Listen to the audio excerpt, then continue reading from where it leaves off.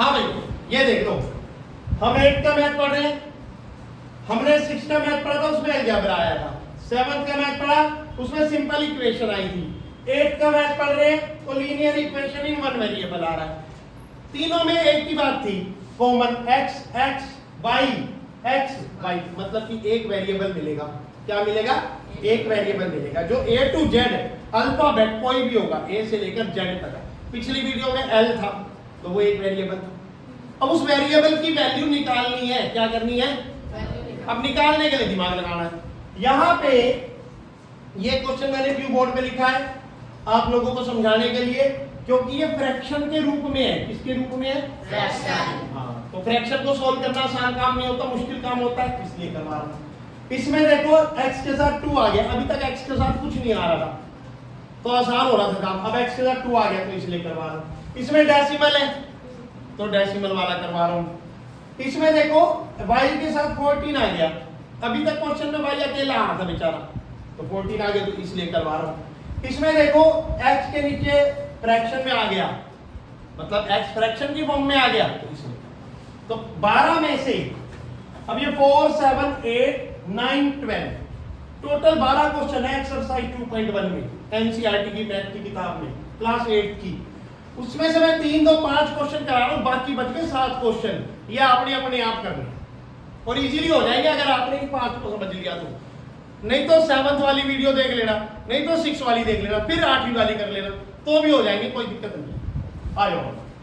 सबसे पहला काम ये, यहाँ पर कौन सा साइन है इसमें? प्लस। ये ध्यान रखना, जब कुछ नहीं है तो कौन है? उधर जाके क्या हो जाएगा? x यहाँ पे तो x पहले इक्वल, वो वहां पे जो बैठा है ना वो पहले लिखोगे।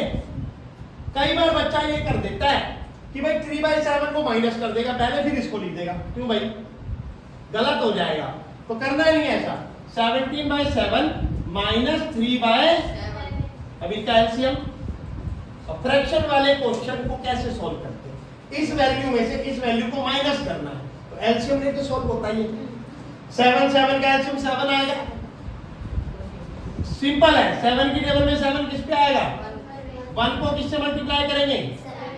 क्या आएगा? बीच में क्या है? 7 की टेबल में 7 किस पे आता है? 1 पे। 1 को किससे मल्टीप्लाई करेंगे? क्या आएगा? इक्वल। ये x चल रहा है, ये x चल रहा है, इक्वल। 17 में से 3 गए कितना आएगा? 14। फिर ये 7, ये वाला 7 बन जा, 7 2 जा इक्वल टू क्या आ गया आंसर? बताओ, मुश्किल है? नो सर, नो सर तो बोल। ये क्रॉस मल्टीप्लाई होगा, 2x को 1 से मल्टीप्लाई करेंगे क्या आएगा?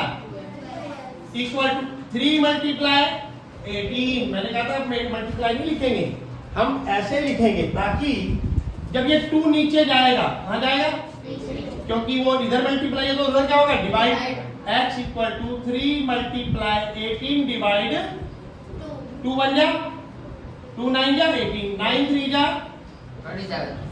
बताओ आया नहीं आया? सिमिलरली ये 8 इधर क्या हो रहा है? अरे 8 इधर क्या हो रहा है? उधर जाके क्या होगा? पहले क्या लिखेंगे? 14y equal to 13 plus 8 equal to 13 और 8 कितना बन गया? 21 इक्वल टू क्या चल रहा है? 14 उधर जाके नीचे जाएगा, y इक्वल टू 21 अपॉन 7 2 जा 14, 7 3 जा 21। आंसर क्या आ गया? आंसर आया नहीं आया? आगे अब आती डेसिमल वाली बात। इसमें डेसिमल हटा दो, हटा के क्या लिखोगे नीचे? इस नीचे वाला डेसिमल हटा के क्या लिखोगे ऊपर? बस सिंपल, आसान हो गया काम।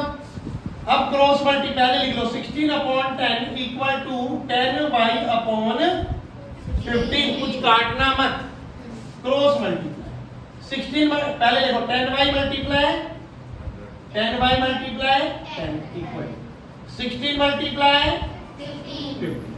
अब ये 10 और ये 10 दोनों उसके नीचे जाएंगे, y equal to 16 multiply 15 upon 10 multiply 10, यही होगा। अब 16 को 15 से मल्टीप्लाई करें, 15 6 जा 150, 15 6 जा कितना होता है? 15 पहले 75, 15 90, 9 15 बन जा 15 और 9 24 240 बन जा ऊपर। नीचे क्या आ गया 10 10 जा 100 0 0 कट गया तो 2 पे 2 12 जा 24 और 2 5 जा 10 आंसर आ गया 12/5। नहीं समझे? इजी है। दोबारा एक्सप्लेन करूं? दोबारा सुनो। ये डेसिमल हटाया 10 लगाया, ये डेसिमल हटाया ऊपर लगेगा ना 10। अगर ये डिनोमिनेटर में डेसिमल हटा रहे हो तो 10 ऊपर, न्यूमिनेटर में डेसिमल हटा रहे हो तो 10 नीचे। अब क्वेश्चन बन गया 16/10 इक्वल 10y/15। 10y को 10 से मल्टीप्लाई करा, 10y × 10 16 × 15। अब ये 10 इधर है नीचे जाएगा, ये भी इधर है नीचे जाएगा, जो इससे मल्टीप्लाई है वो उधर जाके डिवाइड होंगे। तो 16 को मैंने 15 से मल्टीप्लाई किया, 16 5 जा 80 का 0 कैरी 8, 16 1 जा 16 और 8 24, 10 10 जा 100। आप ऐसे करके देख लेना मल्टीप्लाई 16 15 5 6 जा 30 का 0 कैरी 3, 5 1 जा 5 और 3 8 मल्टीप्लाई 1 पे 6 और 1 0 14 1 240 आगे नहीं आगे। अब नीचे 100 0 0 कट गया, 2 से 12 और 2 से 10 को काटा तो 5 आ गया आंसर।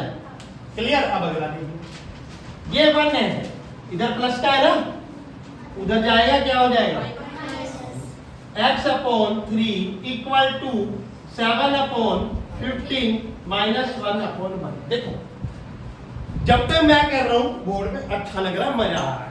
जब तुम अपनी उंगली से करोगे, अपने हाथ से करोगे, अपनी कॉपी में करोगे, समस्या तब बनेगी। और जब समस्या बनेगी तो आपने उस समस्या को एक पेज पे साइड में ऐसे लाइन डाल के स्टार बना लेना है और पूछना लिखना है, सर से पूछना है। जहां हर किसी का दिमाग अलग है, पुष्कर का माइंड अलग है, जो फर्स्ट डिविजनर है उसका माइंड अलग है, थर्ड डिविजनर का माइंड अलग है। तो सबके दिमाग की समस्या, सबके माइंड की समस्या भी अलग है, सबकी गलतियां भी अलग अलग हो रही हैं, तो सबका सॉल्यूशन भी तो अलग अलग देना पड़ेगा। मेरी ड्यूटी तो यही है, बट क्या मैं ये ड्यूटी कब निभाऊंगा? नहीं मत पूछना क्या करोगे, जब तुम पूछोगे तभी निभाऊंगा ना। अब तुम आओगे ही नहीं पूछने, डर के मारे घर बैठे रहोगे। बैठे रहो भाई, डर के मारे अपनी क्लास में बैठे रहो। अरे मेरे से मत पूछो, मैडम से पूछो।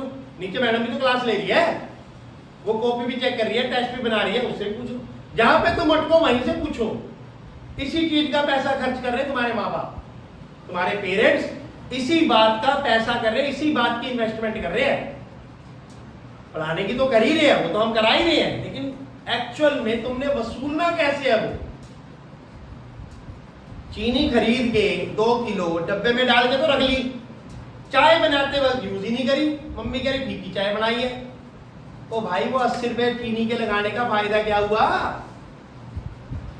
सिमिलरली सामान तो हम दे रहे हैं, लेकिन तूने उस पर काम करके पूछा ही नहीं, तो फायदा हुआ?